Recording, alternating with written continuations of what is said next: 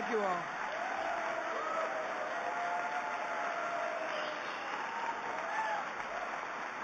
Thank you very much. Please be seated. Thank you for the warm welcome. I'm sorry I'm late. But I am honored to be back at the Army War College. A few weeks ago, you celebrated this college's 107th birthday. I was interested to learn that the school was originally located across the street from the White House. Apparently, after a few years on Pennsylvania Avenue, it was time to pack up your bags. Laura and I know the feeling.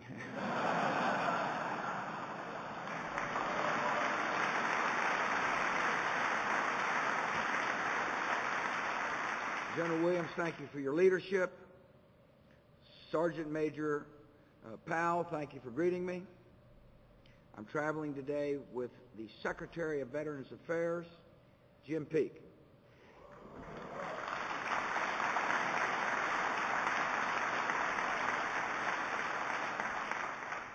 I assume he got a seat. Peake, how are you? Finally, yeah. He actually was a 1988 graduate of the U.S. Army War College.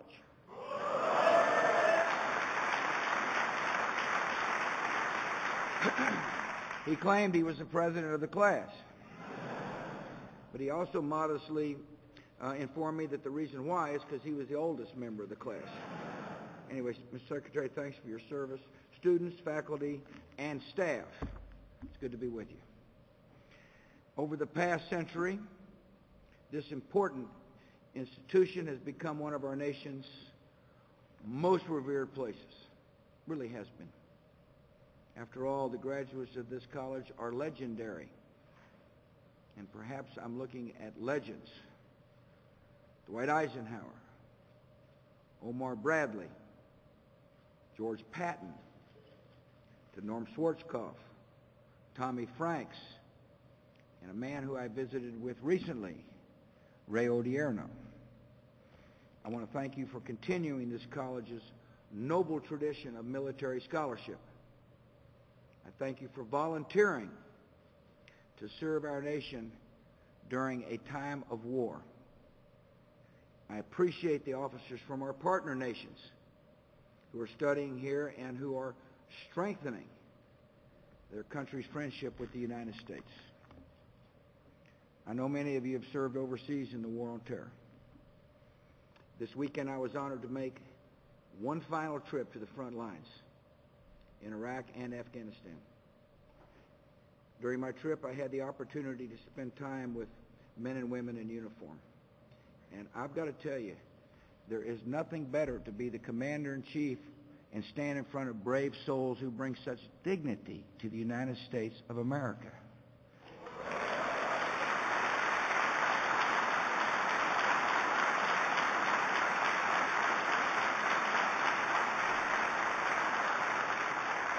They say, what are you going to miss?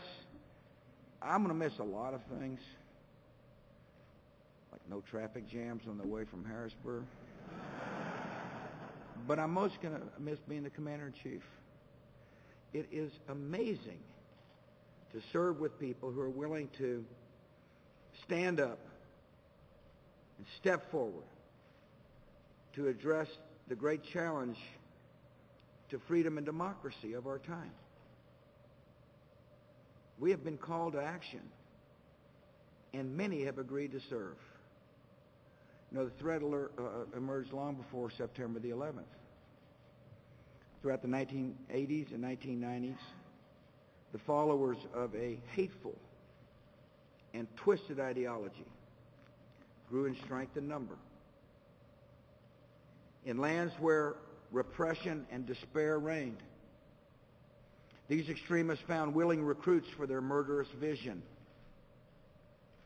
They unleashed an unprecedented campaign of terror against the United States, attacking the World Trade Center in 1993, bombing 2 of our embassies in Africa in 1998, striking the USS Cole in 2000.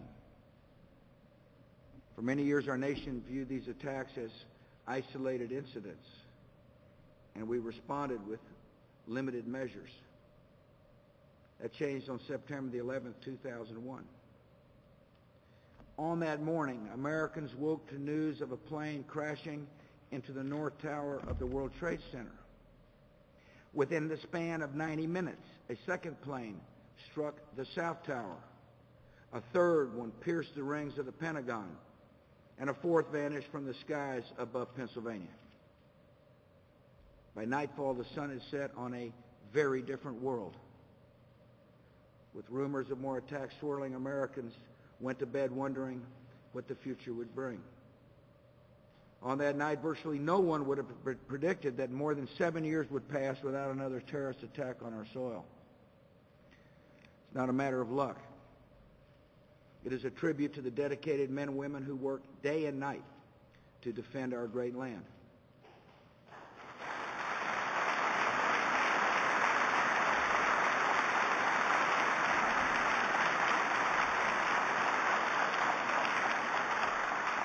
The result of tough decisions that we began making immediately after September the 11th. You see, in those uncertain first weeks, there was no obvious precedent to follow. We faced a choice among many different courses of action. On one end of the spectrum, we could have responded with a purely defensive strategy, hunkering down behind our borders and retreating from the world stage. On the other end of the spectrum, we could have sought revenge through instant retaliation, attacking nations that support terror with no broader strategy to address the root cause of the problem. I rejected both these extremes in favor of a deliberate and comprehensive approach, one where we used all elements of our national power to keep America safe at home. The understanding that we needed to take the fight to the enemy abroad, and the idea of promoting liberty as the alternative to terror. Last week I spoke at West Point about transforming our military to wage this war. And today I'm going to talk to you about the strategy we pursued to keep our country safe, the results we've achieved, and the institutions we leave behind for future presidents to carry on this struggle. After September the 11th, we fundamentally reshaped our strategy for protecting the American people around three core principles. First, we recognized that our homeland security and intelligence capabilities were inadequate. So we launched the largest reorganization of the federal government since the beginning of the Cold War, with one overriding purpose, and that was to prevent new attacks. Secondly, we recognized that even with the best defenses, we could not afford to wait for the terrorist attack again. So we launched a global campaign to take the fight to the terrorists abroad, to dismantle their networks, to dry up their financing, and find their leaders and bring them to justice. We sent a clear message that America will make no distinction between the terrorists and those who harbored them. Immediately after September the 11th, we gave the Taliban in Afghanistan two options: surrender the leaders of al-Qaeda, or you can share in their fate. When the regime leaders made their choice, we made ours. We removed the Taliban from power, we shut down the terrorist training camps, and we liberated more than 25 million Afghans. After 9/11, we also re-examined the danger posed by Iraq, a country that combined support for terror, the development and use of weapons of mass destruction, aggression against its neighbors, routine attacks on American forces, systemic violations of UN resolutions. Concluded that the world could not tolerate such a destabilizing and dangerous force in the heart of the Middle East. I offered Saddam Hussein a final chance to resolve the issue peacefully. It was his choice to make. And when he refused, we acted with a coalition of nations to protect our people and liberate 25 million Iraqis. Thirdly, we recognize that the war on terror is more than a battle of arms. It is an ideological struggle for hearts and minds. And to prevail, we must counter the terrorist hateful ideology with a more hopeful alternative based on liberty and justice. So after removing the threatening regimes in Afghanistan and Iraq, we refused to take the easy course of trading one strong man for another. Instead, we stayed to help young democracies emerge as beacons for hope for people across the Middle East. We increased our support for democratic reformers and dissidents around the world. We expanded our efforts to combat the conditions of despair and hopelessness that give rise to rage and radicalism. While there's room for honest and healthy debate about the decisions I've made, and there's plenty of debate, there can be no debate about the results in keeping America safe.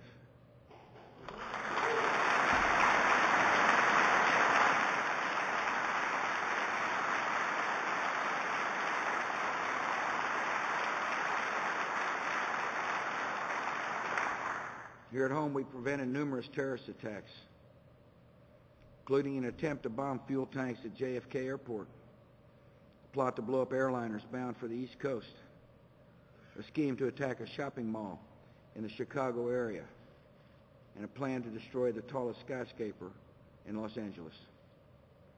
We'll never know how many lives have been saved, but this is for certain. Since 9/11, there's not been another terrorist attack on American soil.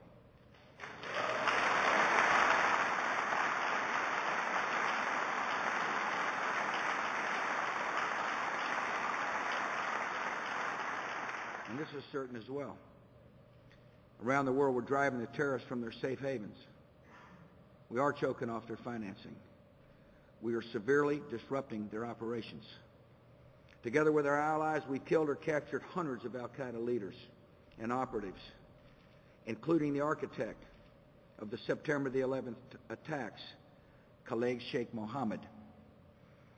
And thanks to the success of the surge, the courage of our troops, and the determination of the Iraqi people, we have delivered a devastating blow to al-Qaeda in the land Osama bin Laden once called the central battleground in the war on terror. In the broader struggle between freedom and terror, people around the world have made their choice clear. In Afghanistan, 8 million men and women went to the polls to elect a president for the first time in their history. In Iraq, 12 million people defied the terrorists and elected a representative government.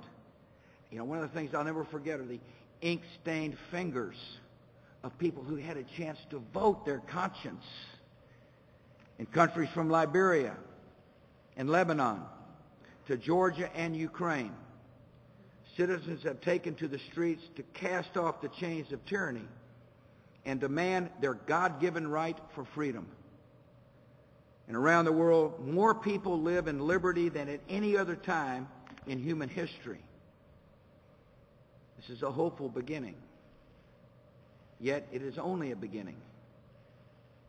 Like the struggle against communism during the Cold War, the struggle against terror will be a generational conflict, one that will continue long beyond my presidency.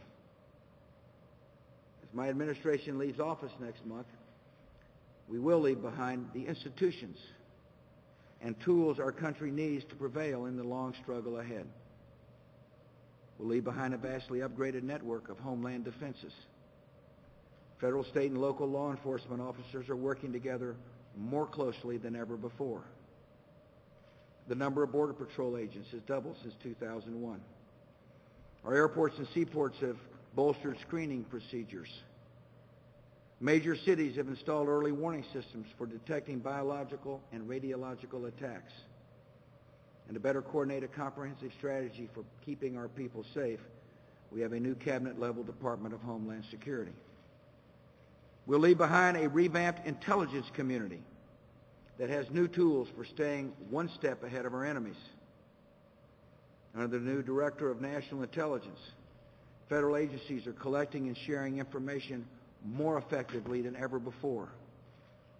At the new National Counterterrorism Center, representatives from 16 different federal agencies are working side by side to track any new threat.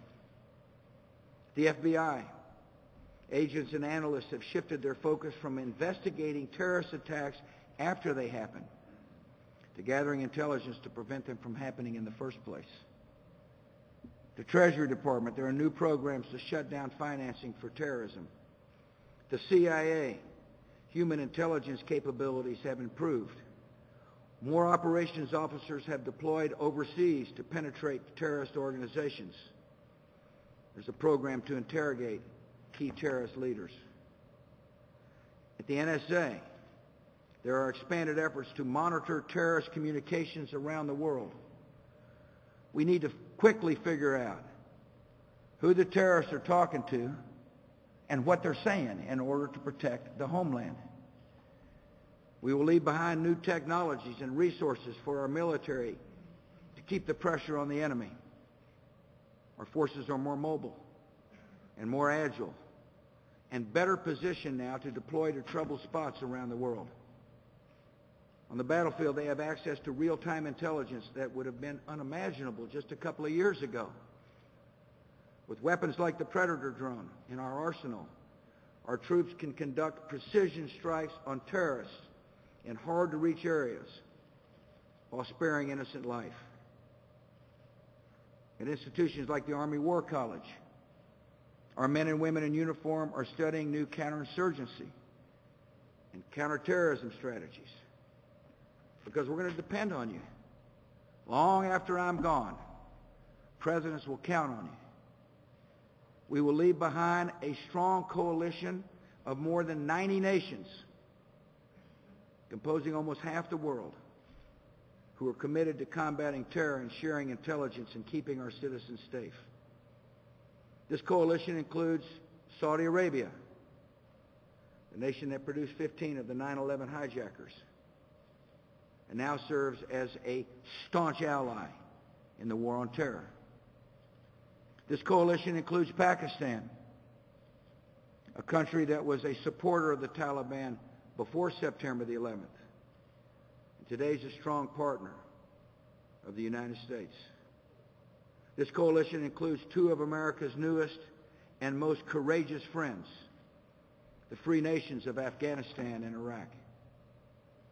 This coalition includes members of the new Proliferation Security Initiative and the new Global Initiative to Combat Nuclear Terrorism, who are working to prevent the spread of weapons of mass destruction. We will leave behind new programs to help change the conditions of suffering and hopelessness that give rise to extremism and terror. In Afghanistan and Iraq, new provincial reconstruction teams are helping rebuild war-torn communities and revive local economies and restore basic government services. On the continent of Africa, millions are receiving life-saving treatment thanks to America's emergency plan for AIDS relief.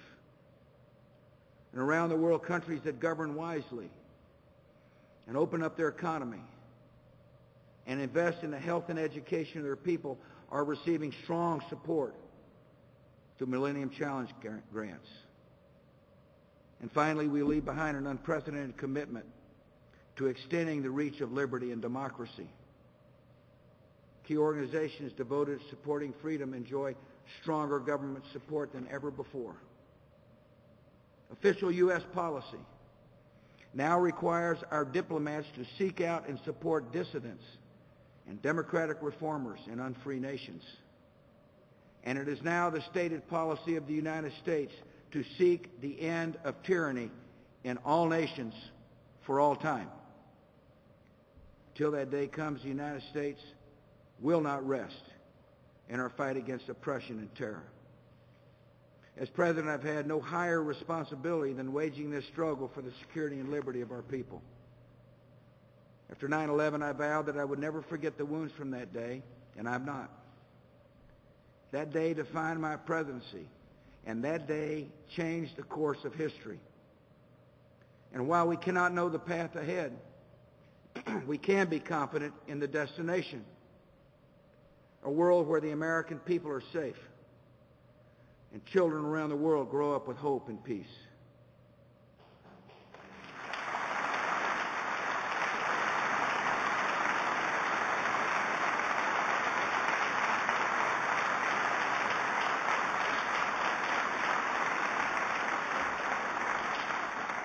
We can be confident because freedom is universal. I strongly believe there's an Almighty, and a gift of that Almighty to every man, woman, and child on the face of the earth is freedom. We can be confident because we're blessed with men and women who willingly put the welfare of their nation before themselves. As long as we have defenders of such character and courage, our nation will always be in good hands, and the future will always be bright. So I thank you for inviting me today. I thank you for having given me the honor of a lifetime to serve as your Commander-in-Chief. God bless.